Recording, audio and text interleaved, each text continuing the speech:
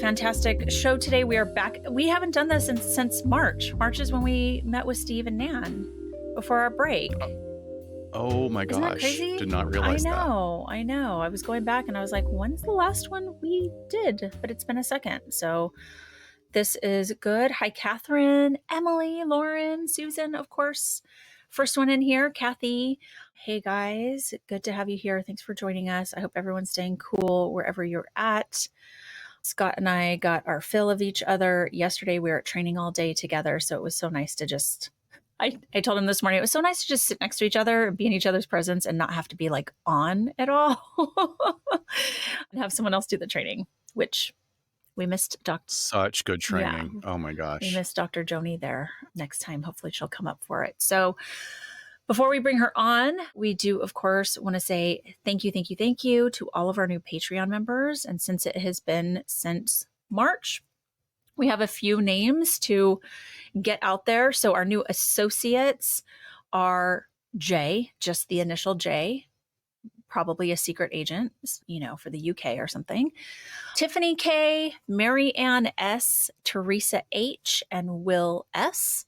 And then our new interns are Mike A. Mike is a person that I used to babysit when he was like 8 years old. I was like a person. I was going to say a boy. He's not a boy anymore. Okay. He has a family. I was wondering. I wasn't sure where you were going with that. I know. I didn't know what to say. I've known little Michael since he was little. So thanks, Mike. And then Ralph C, Misty S, and Karen with a C. And then we have two new doctors. We have Julia F and Courtney D. Thank you guys so much. You really are keeping the lights on for us right now. As you guys probably know, we switched over platforms. We ended our contract with our media company that we were with for 2 years. So we really, really appreciate the support. Yeah, you guys are awesome. Thank you again so much.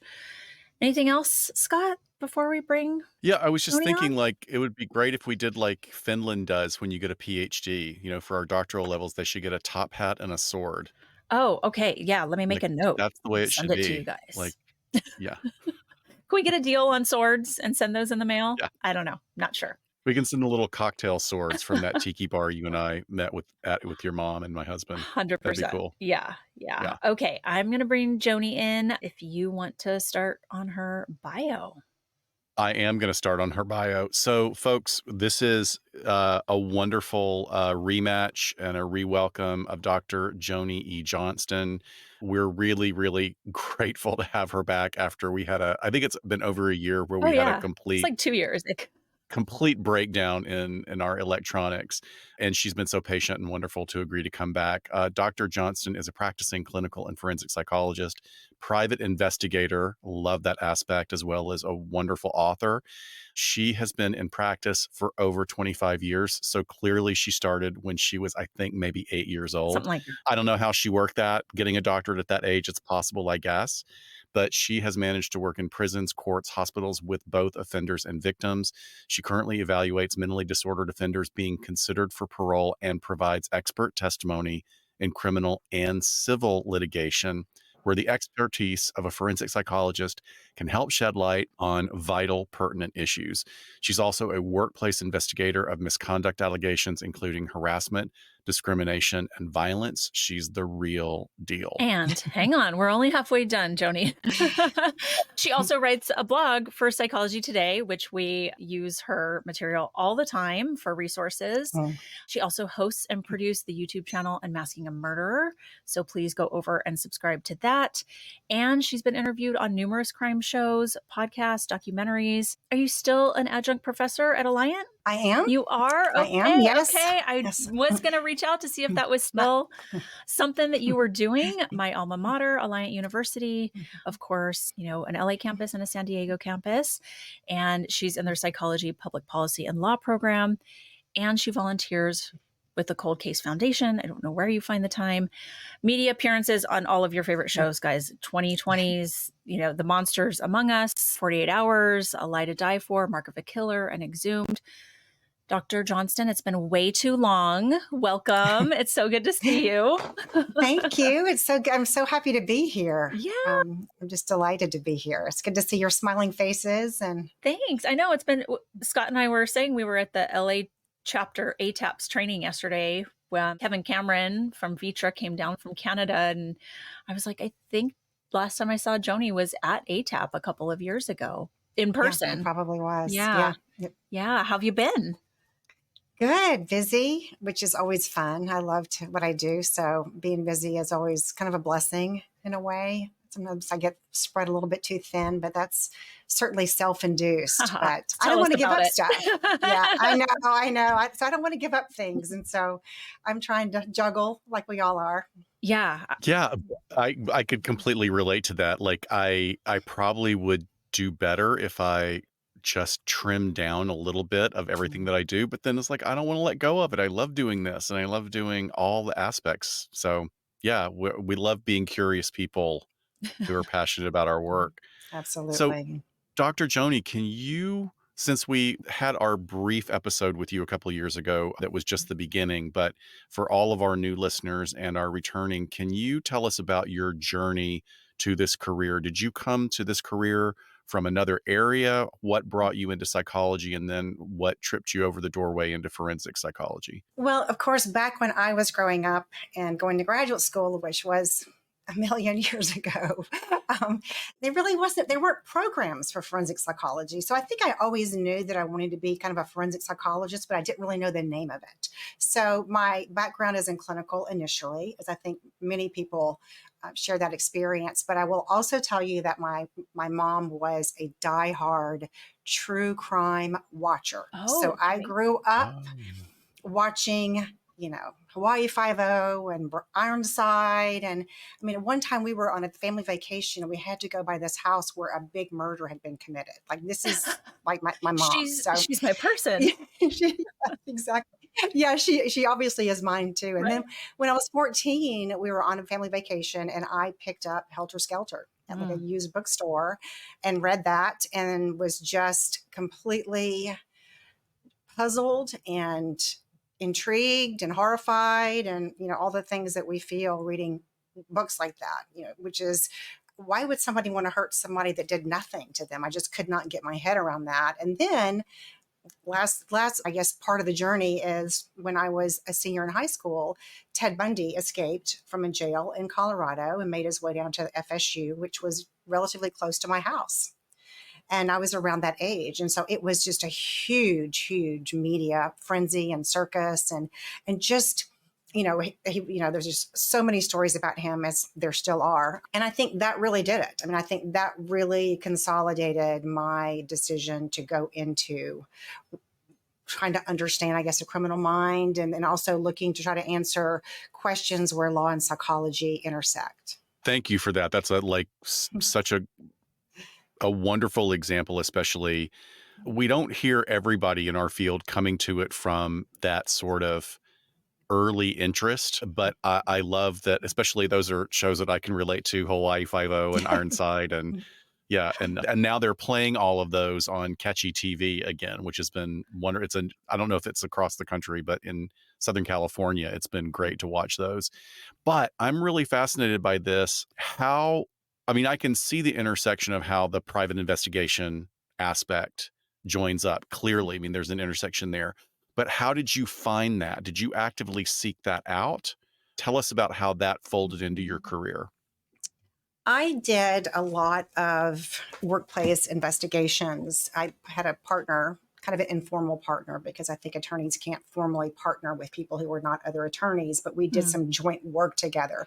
And she was an employment law attorney. And this was back in the early 1990s when the sexual harassment laws were changing. And so we kind of collaborated. I would do more of the communication piece and understanding kind of male and female and all this stuff. And she would do more of the legal stuff. And then over a period of time, we would kind of both do some of the same kind of material together. And that kind of spun off into, of course, people having complaints and would call us and say, somebody's come forward at our company and is doing A, B, and C allegedly, or we have an employee who's acting in a strange way. We don't know what to do, and those kinds of things. And so I began doing those kinds of investigations for companies.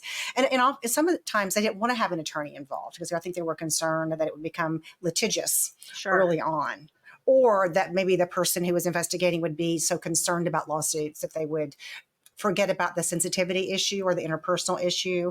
And so the reason I'm telling you this lengthy story is because at a point, I think it was around 2010, California passed a law that said in order to do workplace investigations, you have to either be a private investigator or an attorney. That was not the case prior to this.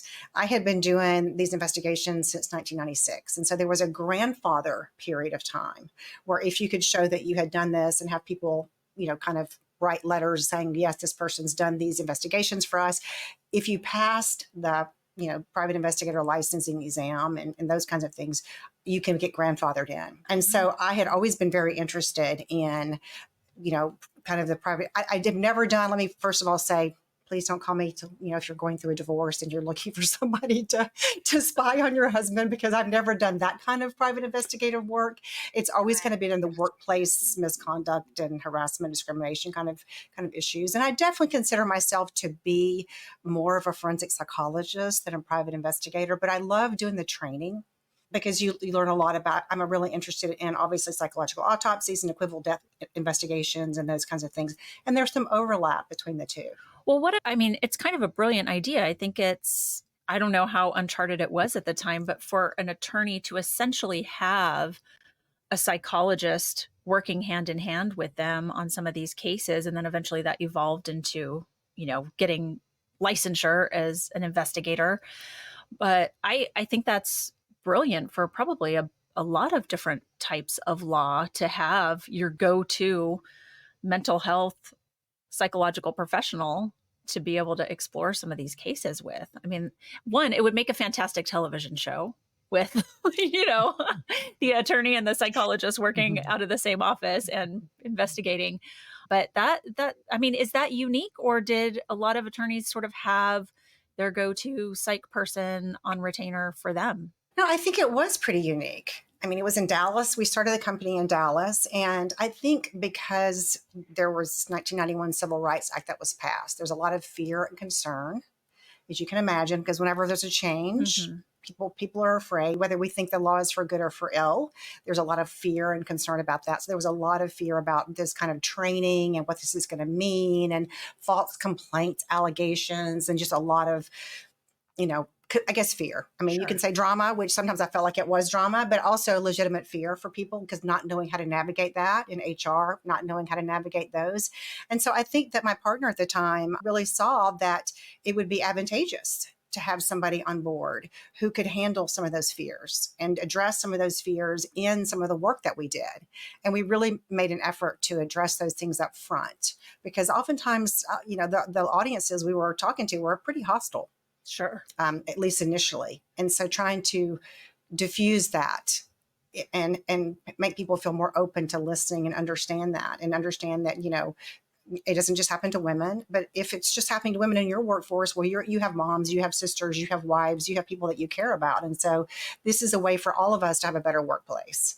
And so I definitely saw over time climate's changing, although I know there are people who say that, things still happen today. But I think looking back in terms of where they were, they've definitely moved forward. Yeah. I mean, I can imagine there's a very slippery slope with what you were doing, and then that crossing over into essentially workplace violence, risk assessment, types of questions that some of those entities or companies were concerned about with employees. And just such a lack of knowledge about what to do. And some of those issues are so challenging.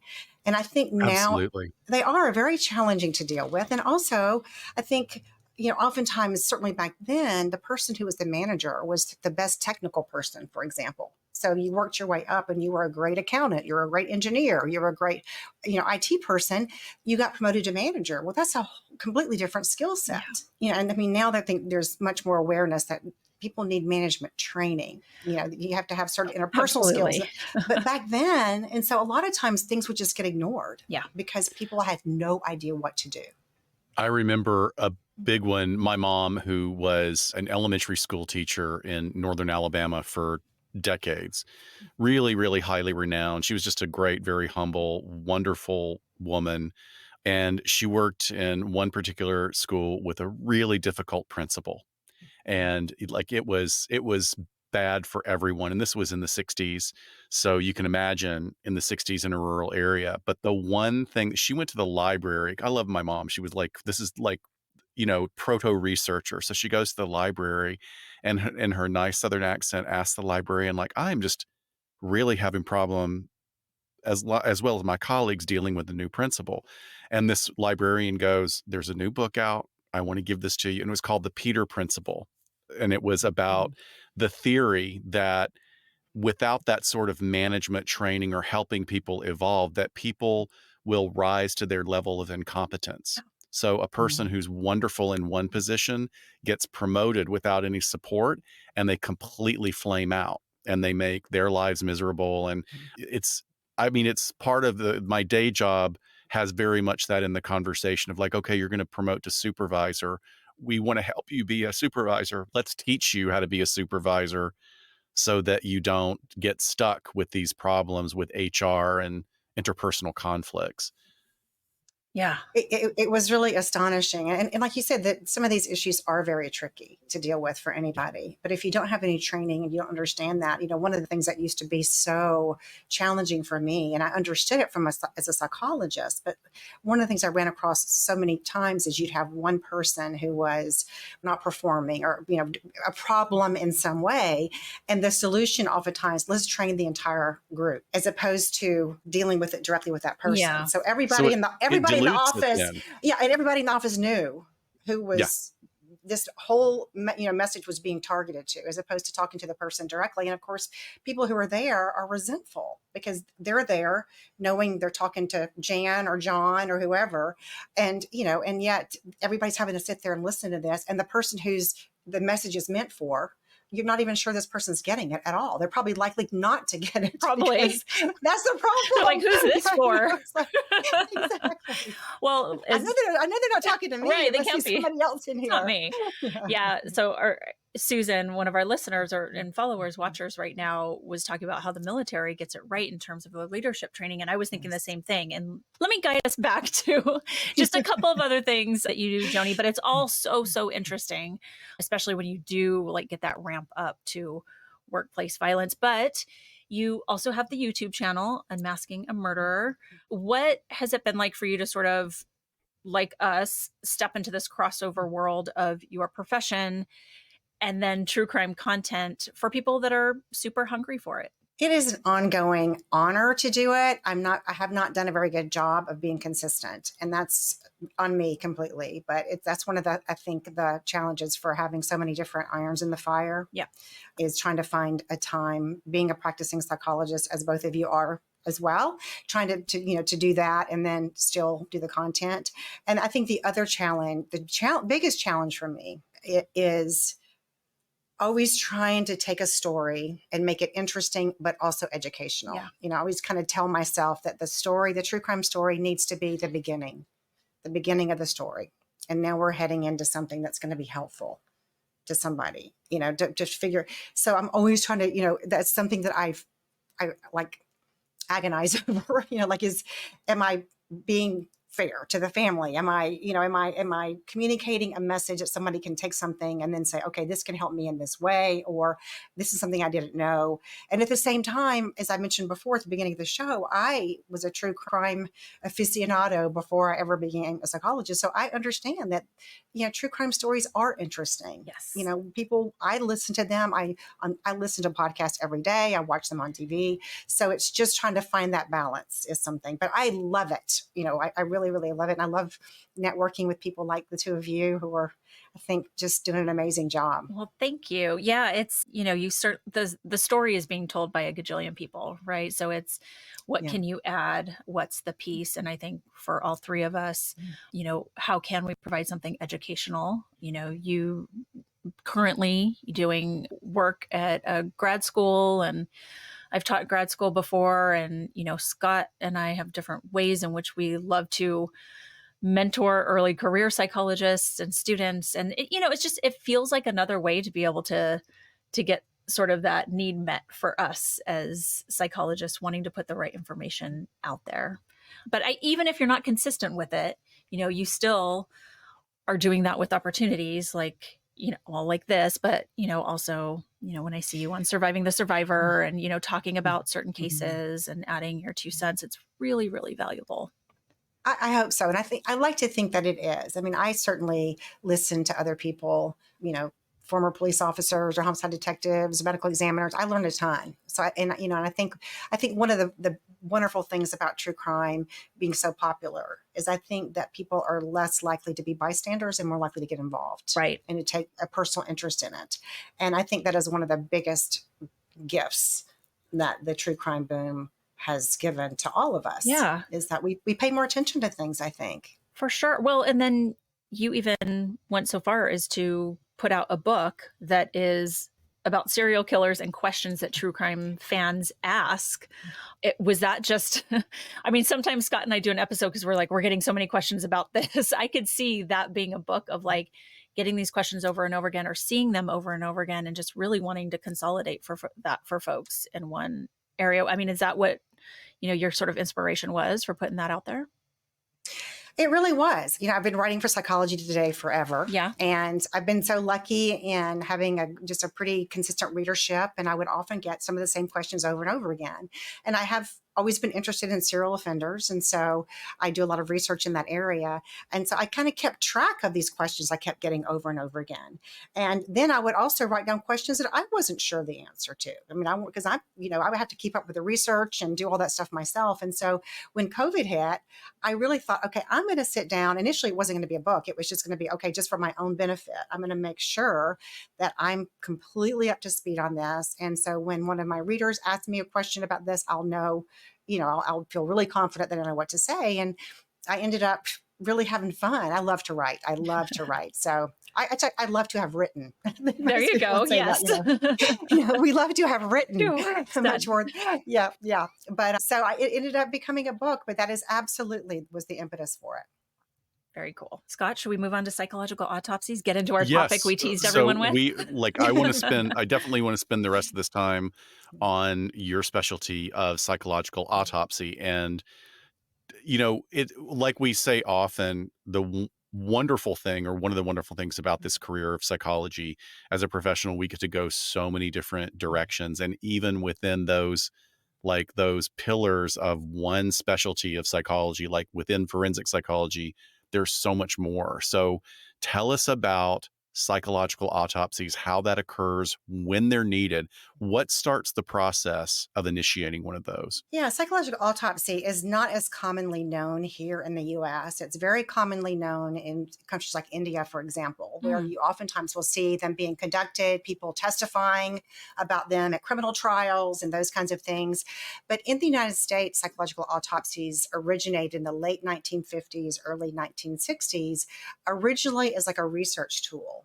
And the goal was to try to improve suicide prevention. Yeah. So the thinking was, okay, if we go back and we study people who have died by suicide, let me just say who have died by suicide, and we start looking for patterns, and we start looking for triggers and precipitating events and personality characteristics and all those things, then we can maybe do a better job of preventing suicide. And that's still a major focus. And so you'll see a lot of people who do psychological autopsies with that goal, research focus in mind. And over time, I think it became a little bit broader in terms of contributing to equivocal death analysis when somebody has died and there's an unclear, why did this person die? Okay, we know it was a drug overdose. The person died of a drug overdose, for example, but was it intentional? Was it an accident? About 20% of deaths are equivocal. There's no clear, initially there's no clear 20%. understanding, up to 20%, which is a lot, 1 out of every 5. And so you don't have psychological autopsies done in 20% of them. They're still Right. relatively rare, but that can be used in situations. I was asked to do a psychological autopsy on a murder suicide that involved 4 children several years ago, because there was, that's another area of interest of mine in terms of trying to understand, how do we differentiate, how do we understand and recognize when somebody is suicidal, and that suicidality is starting to incorporate other people, Right. because of that person's pain or their anger or whatever. And is the target So going to this be? case that you're talking about, is this like a familicide case? It was a murder. It was, yeah, well, it was, yes, it was a dad and four children. Mm. It was part of a domestic violence situation. And that was a Okay. civil case. Mm. So when you see them now in a courtroom, most often you see them in civil cases, although I think it was September of last year, for the first time, at least in Kansas, and I'm not aware of any case. I think there might have been one case in Florida where a psychological autopsy was actually admitted as part of a criminal trial. So it'll be interesting to see. The reason that psychological autopsies are still kind of controversial in criminal trials is because, what is the foundation of us as psychologists as an evaluator? We are evaluating the person who has been, we're the patient or the inmate or whatever. That's the foundation. Right. Is we're able to sit down with that person and evaluate them. We're not relying on what other people are saying. Well, obviously, when you're doing a psychological autopsy, that person is not available. And so, you have to kind of really work in a different way. In some ways, I mean, obviously you are in a huge way in terms of that person not being available, but what you have to do, or what the goal is really, is to kind of go back and recreate as much as possible that person's life leading up to that person's death, Mhm. to try to get some understanding of what was again, what were the triggers? What were the precipitants? Is this, again, potentially a suicide, or could this be a staged suicide? Right. Or is it an accident? All those kinds of things. And so a lot of different scenarios can trigger somebody being interested in doing a psychological autopsy, whether it's research or whether it's to try to answer or assist in answering this question. I'll give you if you like, just a quick example Please. of this. There was a case, I think it was back in the 1980s, a woman named Meg Perk, and her husband, she was married, and her husband called and said, my wife has committed suicide. And they went to her apartment, and she was 8 months pregnant.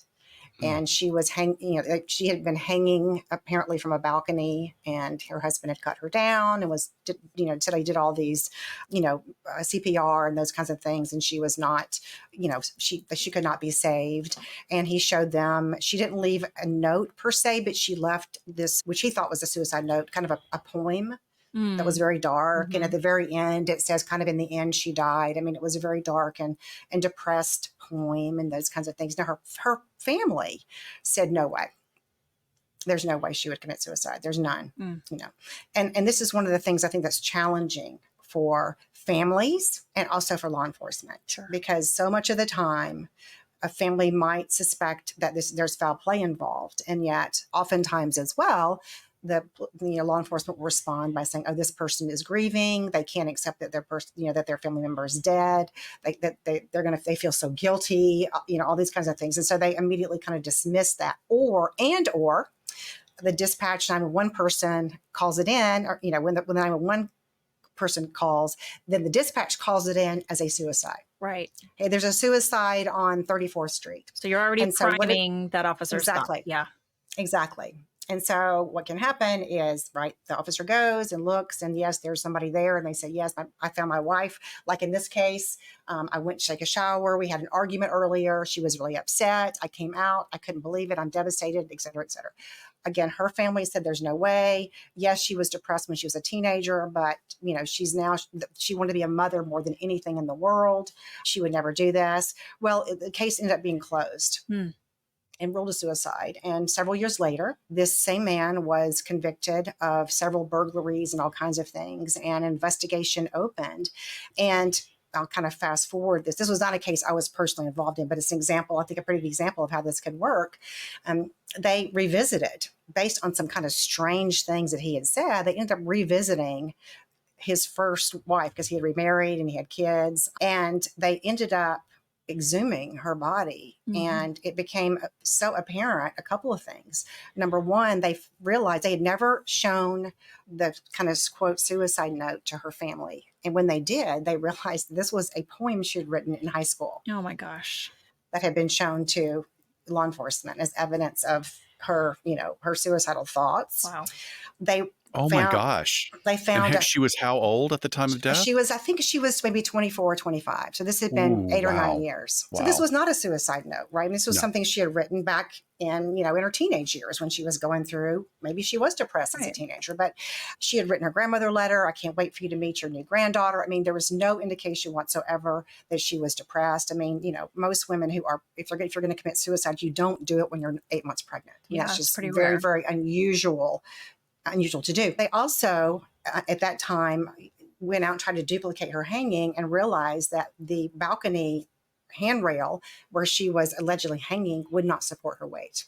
So they brought a dummy out there that was her weight, that kind of thing, and it just immediately crashed to the ground. They also were able to see, it was kind of amazing how well preserved her body was. They were able to tell there was a huge bruise on her back, as if somebody had put their knee down Oh, on her back.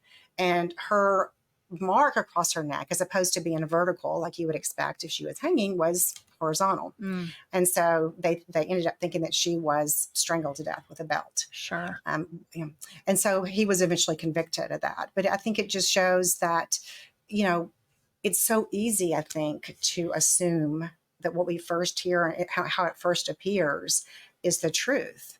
And when you have somebody who is the person who's finding their loved one who's allegedly committed suicide, they can control the narrative. Sure. Sure. Absolutely. If they're the perpetrator. And so, I think if there had been a little more investigation in the situation, kind of going, okay, we're going to, I think you work with, police officers every day. I mean, what is the old adage? Every unexpected death should be treated as a homicide until proven otherwise. Right. In a perfect world, that would be the case. Sure. But they have limited resources, too many cases. Mhm. I mean, and also think, just think from a personal standpoint, you have somebody going out, you have somebody who's crying or grieving or whatever. It's challenging, I'm sure, Very. to kind of be, to kind of treat it like a crime scene and start separating Yeah. people and asking and those kinds of things. But Yeah. And just to clarify, because we're getting some comments, some questions, obviously in cases of a suicide that is questionable by whomever, right? If it's law enforcement, if it's family, if it's a wrongful death civil case down the line. But the psychological autopsy is always for someone who has died. It's not for a perpetrator, correct? Because that would be like a psychological evaluation done for some yes, purpose. it is. Absolutely. Thank Okay. you for asking that question. It is absolutely the purpose being to recreate as much as possible the life, the mental state of the person who is no longer alive, who's deceased. Sure. So I know, and you kind of alluded to it, but a real interest of yours is these cases in which murders are staged to look like suicides and using psychological autopsies in those scenarios. And don't get me started on what my new obsession is going to be is the Sandra Birchmore case. I don't know if you're following the Karen Reed trial, but this takes place with some of the same police officers. And it's a former case that maybe we can talk about later, or a previous case. I shouldn't say a former, but it happened a few years ago. Young girl, pregnant by a married police officer, and he's the last one to leave her apartment before she's found hanging. But tell us how those really end up coming to you in the work that you do. I mean, are we looking at families or lawyers retaining you? And then, I mean, however much you can kind of walk us through what that looks like systematically. I mean, obviously you're talking to collateral and interviewing extensively people in their lives, but what other materials are you working with too? Kind of walking us through those. So most often from me is families contact me. Okay. And oftentimes they've done a lot of other things in attempting to get attention for this case, or they're trying to get law enforcement to pay attention to it, and they're feeling like it's stuck. It's about to become a cold case. And so you're right, it involves, I mean, you're really relying exclusively on collateral information. So you are looking at, that person's social media. Do they have any diaries? If they left a note, reportedly. What does the note say? Is the note in that person's handwriting? Mm. Who found this person? What is the relationship like with this person? You're talking to the person's friends. You're talking to their family members. You're talking to coworkers. You're looking at their mental health records. You're looking at any medical problems. You try to get a timeline, at least for the 2 weeks leading up to that person's death. So you're ruling out what other, for me, what other things could it be? In other words, was there evidence of an insurance policy? Was there how is the person who, is there a suspect? I mean, one of the things that I'm finding in working with families is that oftentimes, I mean, certainly the most common scenario that families come to me with, at least, is a situation where there was a domestic violence history there, or at the very least coercive control, according to the family. And so they're convinced that this was a murder and that the spouse or ex-spouse or ex-boyfriend or ex-girlfriend, whatever, most often it is an ex-boyfriend or ex-husband or whatever has done that. So they already know in their mind, they think they know who did it. And so that's, I think, interesting, because sometimes I'll have families come to me and it becomes, at least in my opinion, from reading everything they've given me, and also police reports, witness reports. I mean, you have to look at what investigation was done as well, right? In terms of going forward. I don't want to leave that part out. It becomes somewhat clear to me that certainly I can't rule out suicide, that in my opinion, it looks like this person may have committed suicide. And oftentimes I think it's because the investigation was not handled sensitively, oftentimes, or some things weren't done that could have been done. But when you look at this person's history and you talk to friends or you talk to family or other family members and coworkers, you start seeing a picture that maybe the parents, for example, didn't see, that this person was struggling. So I have a question then for you. In terms of when you're gathering all of that collateral information, a family member comes to you with this file. Okay, here's what we have. Here's all the information we have. And please go talk to all the family members. And here are subjects' best friends. And they're desperate to talk to you as well. Is that something that would be part of it? Is if people are willing, that are collaterals outside the immediate family, would that be helpful? I mean, even if you start to hear conflicting, or, I mean, you certainly have the opportunity to get more of a three-dimensional understanding of that individual, but then how do you sort of navigate through the contradictions? That's a really, really good question, Scott. And you're right. You're always balancing being as thorough as possible and not beginning to interview people that really don't have any information. So I definitely interview, if I can, all family members that have had regular contact with this person, close friends. If there are exes in there that are willing to talk to me, I would like to do that as well. Coworkers, whoever I can kind of get there. And then, but one of the things I will often say when I'm asking people, who should I talk to, is I will sometimes say, what information do you think they can provide? What information do you think they can help me with? Or why are you suggesting? Because it does help me get a sense of, what specific information could be helpful there.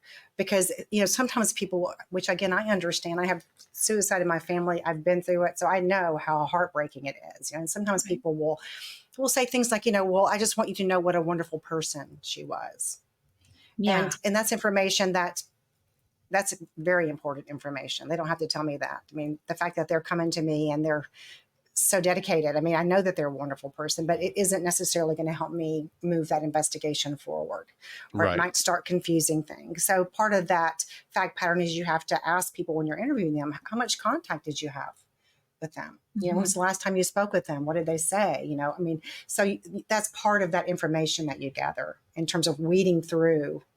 And, hopefully you start to see some pattern over time or some consistency, even though you're always going to find some inconsistencies. But, you do start seeing some things that occur over and over again.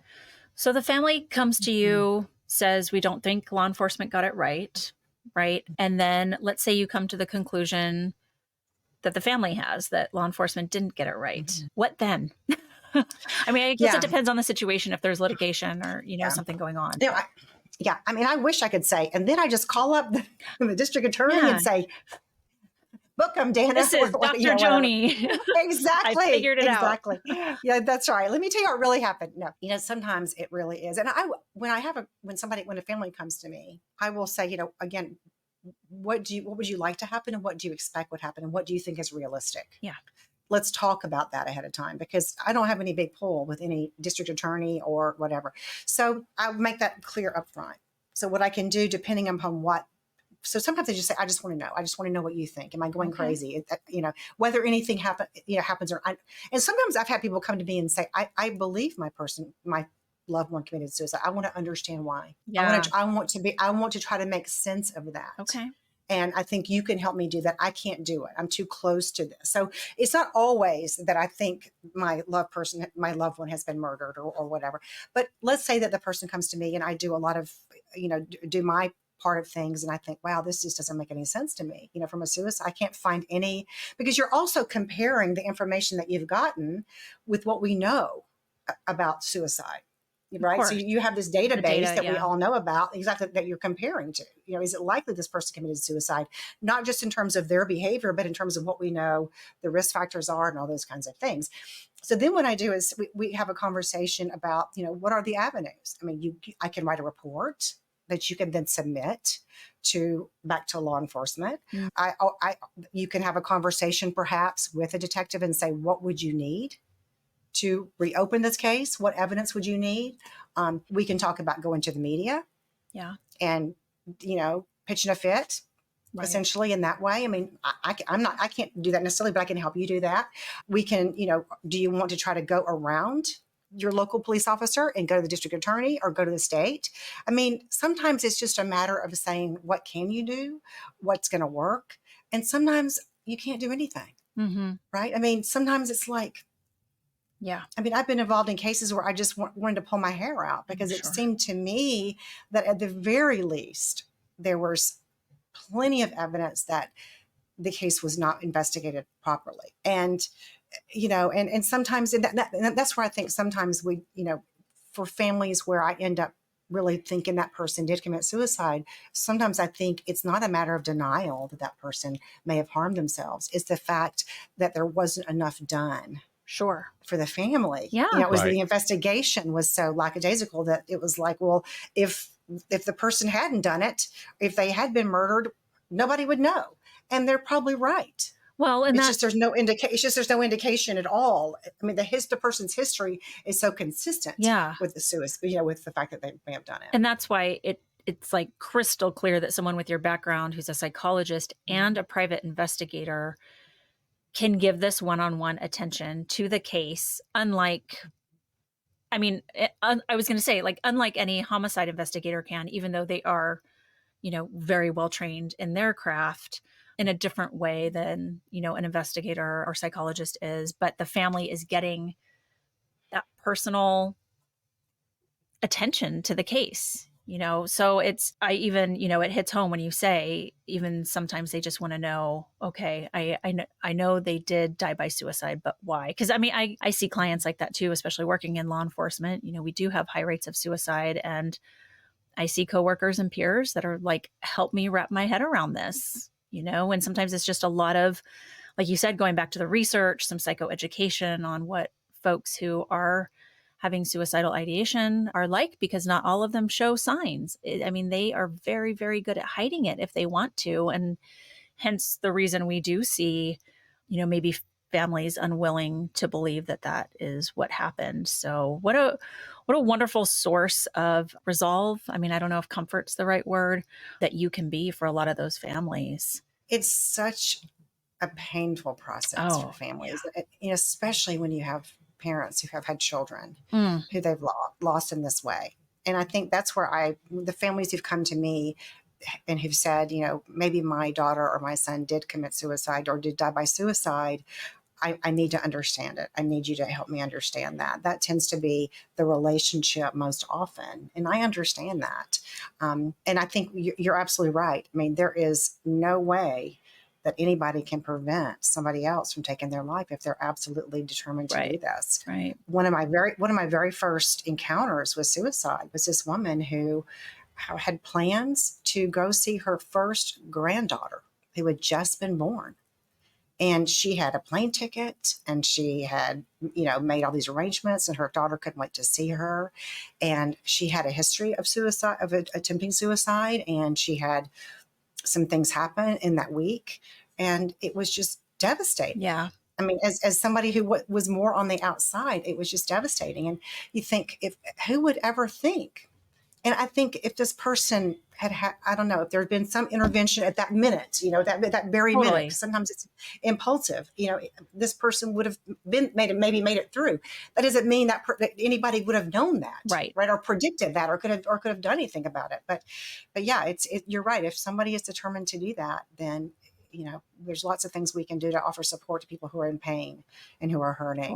But that's different from preventing somebody from doing something. Well, and we hear the commentary all the time with these true crime cases where people are like, no, but she had future plans. She was going to go see her granddaughter. And it's like people who live with suicidal ideation all the time, maybe quieter, maybe in the background for some times in their life. It's always an option for them. And it's really hard for a lot of people to understand that it, like you said, anything could happen.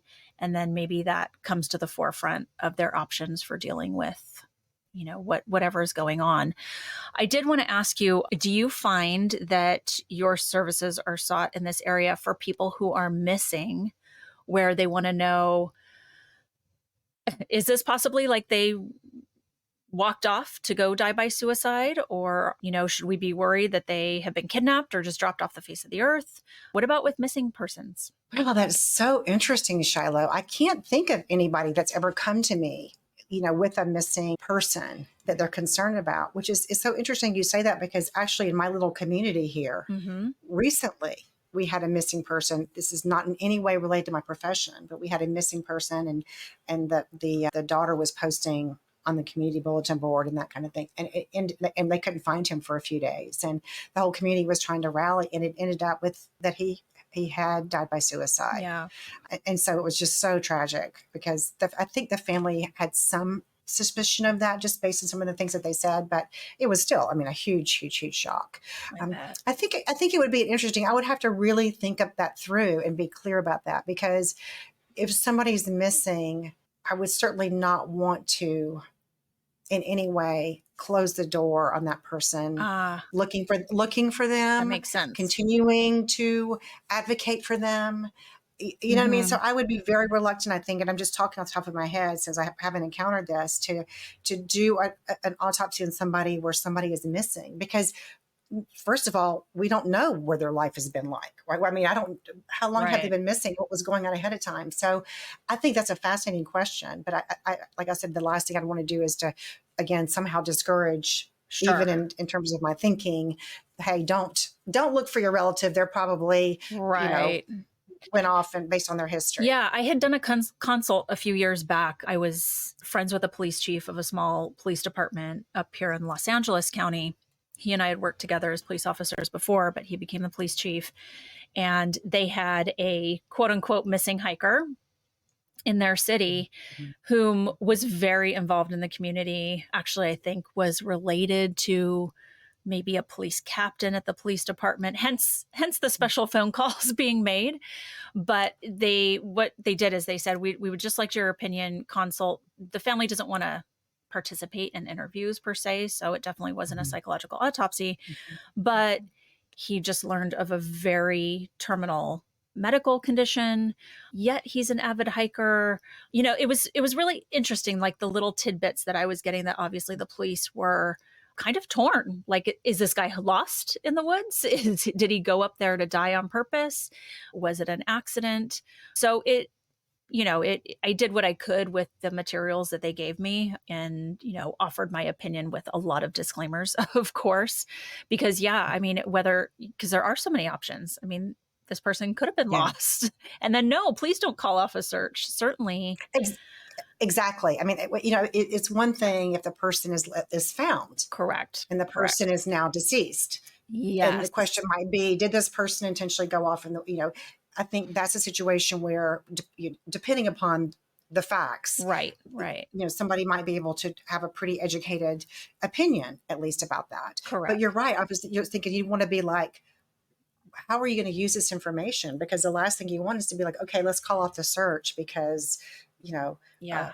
Dr. Shiloh or Dr. Joni or Dr. Scott saying that they probably intended to do this. I mean, I would never want anybody to use that information Yeah. in that way. Lauren brings up the Daniel Robinson case in Arizona. I mean, yeah, that's just a Oh, crapshoot. I mean, so heartbreaking. And who well, knows? and so many layers to that one as well about Mm-hmm. just race and Yeah, identity true. and, you True. know, different looking. I mean, and then that's fascinating because we have Susan here also talking about, because she herself is a sociologist, and she's talking about how fascinating this is for her to hear you talk about the intersection of all these disciplines.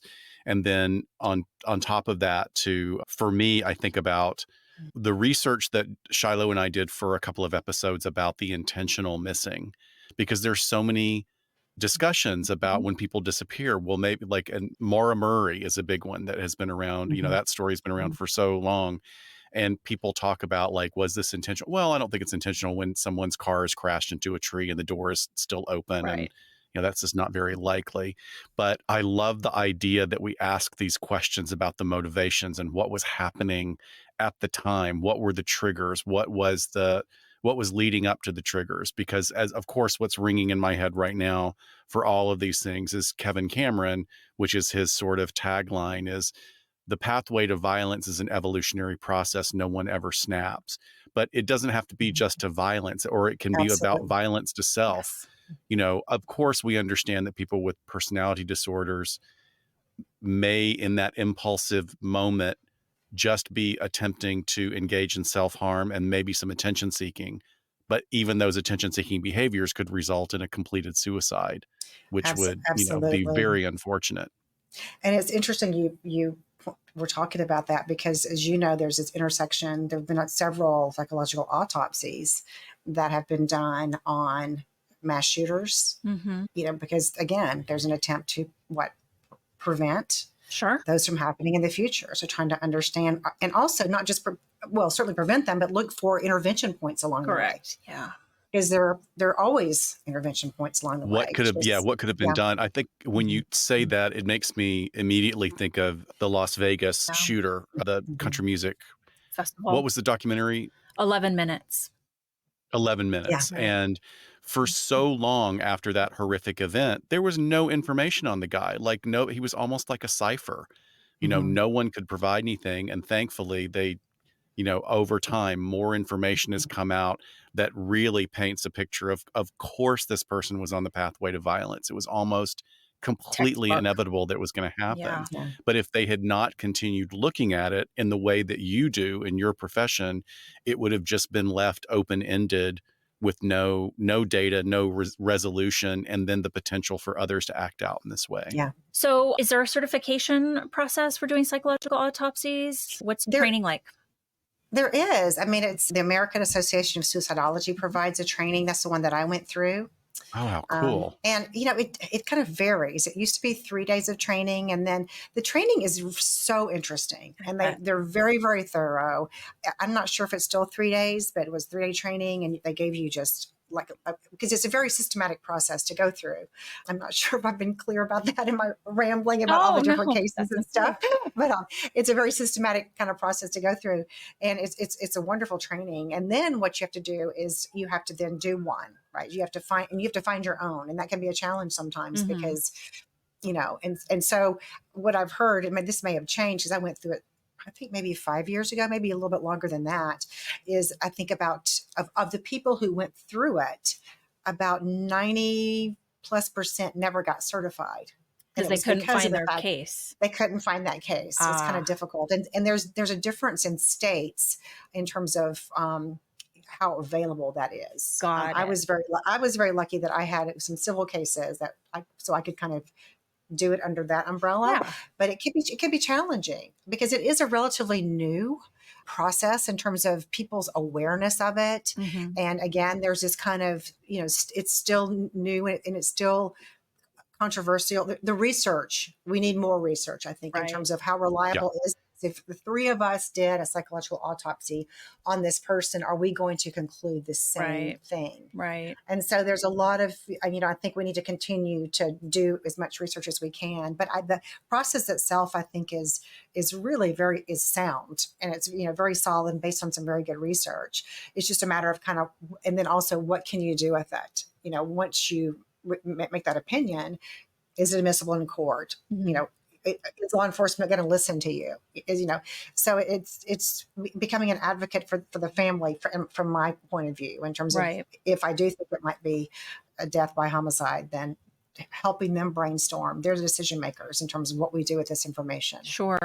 Do you have to be a psychologist to get certified in it? Do you know? I'm sure I it don't probably think you says on their do. website. Yeah, it probably does. I think, I'm trying to think. It seems like I know there were some social workers who were there Okay. when I was getting trained, Mm-hmm. for sure. And I think there were some psychiatrists. I don't know I don't imagine just that, anybody could take it. Right. I mean, you have to kind of submit your qualifications to do Sure. it. Yeah, But I yeah, remember looking it up last time after we spoke. So I'm still interested in getting the certification. I think it would be interesting when we, those unfortunate moments where we do have law enforcement suicides in our department, to bring some more answers, see if there's some commonalities going on. I know there's been some research done in the past of kind of that deadly triad of untreated depression, alcohol abuse, and the loss of a relationship with law enforcement, but to see if those are still the things that are doing it, especially with the different generations that are in the workforce now.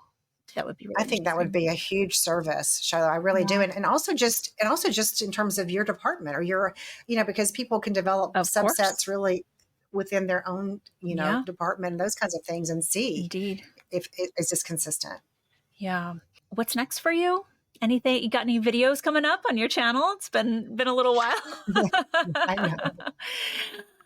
Anything new? My son is so sweet. He's always my biggest supporter. And I was talking to him yesterday. He's an adult. Uh-huh. And he was asked me the same question, like, Mom, where's your video? So, Any new books coming out? Anything we need to look for? New articles on Psychology Today? I'll just say, yes, I will definitely have new article come out this week. Awesome. And I'm thinking I'm going to have a video come out. I think the challenge is I keep doing other media stuff, which I love to do as well. I know. Where do you that finish? bumps me, in my own mind. But let me just say, I'm hopeful and dedicated to getting back to being a little more regular. Yeah, I think it's a great resource for people. So again, where can our listeners find you? Are you on social media at all? Give us the name of the YouTube channel again, and I will put a link to your book in here again. Thank you. It's the YouTube channel is called Unmasking a Murderer. And I'll just mention a couple of other things. Psychology Today is called The Human Equation, and it's a blog. And then the last thing I'll mention is I have a free true crime newsletter. And it's called The Mind Detective on Substack. Oh, okay. Ooh, awesome. Is that all linked on your website? Yes, it is, which is drjonijohnston.com. Perfect. So that's an easy one. Perfect. So we'll get all those links in the follow-up to this video after we edit all of that. We had a successful hour with you. Yay.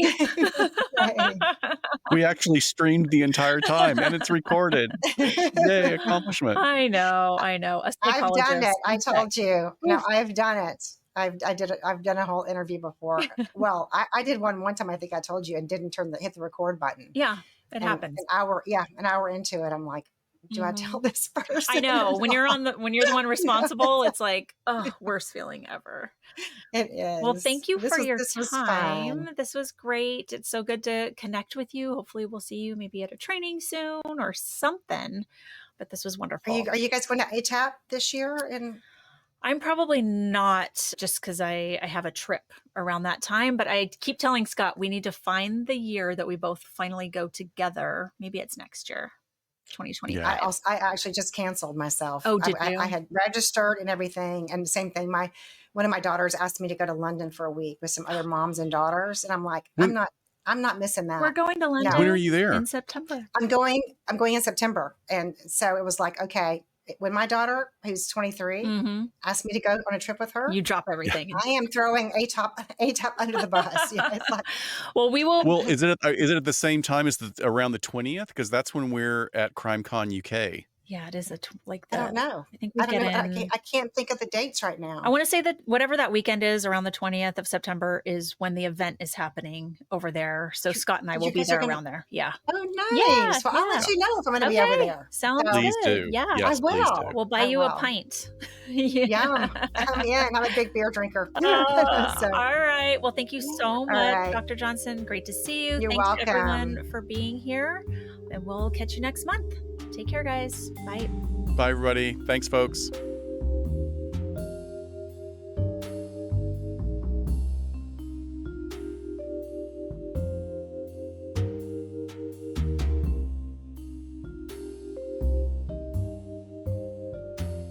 We sincerely thank you for spending some time with us today. LA Not So Confidential is part of the Crawlspace Media Network. Each episode is hosted, produced, and written by Dr. Scott and Dr. Shiloh. Our post-production editing and sweetening magic is handled by the multi-talented Jason Usry of Ear Cult Productions. Our theme music, entitled Cool Vibes Film Noir, is composed and performed by the talented Kevin MacLeod. He graciously allows us to use his music via a Creative Commons Attribution license. Please check out all of Kevin's amazing work on YouTube. All of the resources for each episode can be found on our website at la-not-so-confidential.com. You can find us on Instagram at LA Not So Podcast, on X at LA Not So Pod, and on Facebook at LA Not So Confidential. Media inquiries and bookings are scheduled at alienistentertainment@gmail.com. Once a month, we go live on YouTube on Saturday afternoon, so pay attention to our social media announcements to join our interactive broadcast entitled Behind the Couch, where we interview guests on a number of psych, criminal justice, and true crime topics. And lastly, we'd be honored if you joined our Patreon at patreon.com/LA Not So Podcast. With a subscription, you get an ad-free listening experience, additional content, host interaction, and you'll be the first to know about upcoming live events, social gatherings, and super cool swag. Thanks for listening, and join us next time on LA Not So Confidential.